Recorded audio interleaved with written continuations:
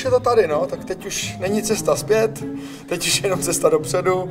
Všechno, co jsme mohli připravit, tak už jsme prostě připravili, teď už s tím samozřejmě stejně nic neuděláme, takže už jsme jenom před tím nastoupit do letadla. Kluci už máme informace, že auta vyzvedli, takže až my přistaneme, tak už budou auta nachystaný v Technopolis, doladíme a 1. ledna nám je seberou a 2. ledna je start pódium a první krátká etapa.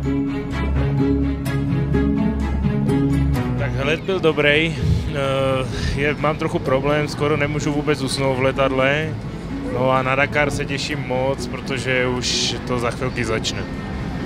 Při stání nás čekají administrativní přejímky, zkontrolujeme auta, přebalíme trochu věcí a za 2 dny to začne všechno.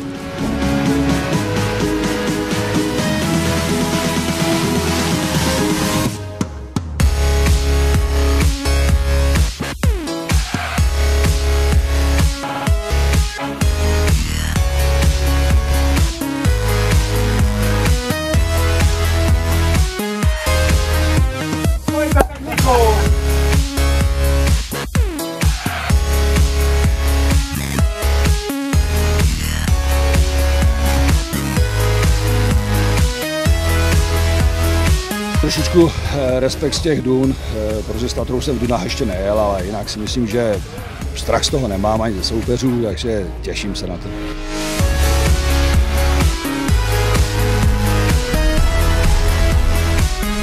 Tak právě jsme absolvovali s oběma autama jak technický, tak administrativní přejímky, vše proběhlo naprosto bez problémů, ke spokojenosti nás i komisařů a teď vlastně auta jedou do Parc Fermé a zítra už to všechno vypukne. Tak určitě jsem rád, že jedu s Tatrou, protože Tatra má nesmrtelný podvozek a je to ryze český auto, ryze česká posádka na něm, takže určitě zabojujeme a nikdy nás nesklamala, takže děkuju všem Tatrovákům za to, co postavili.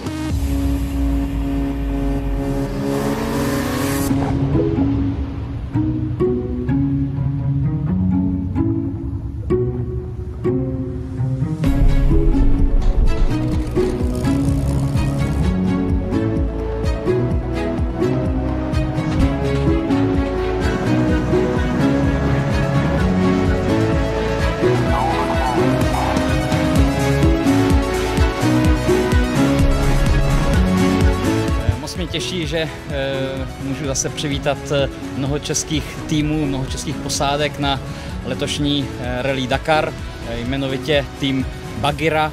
Česká republika je zemí, která je na 5. místě co do velikosti účastí na letošní rally. Přeji všem našim posádkám hodně štěstí, především tedy, aby se úspěšně vrátili do cíle, potom bude-li to možné také na co nejlepším místě.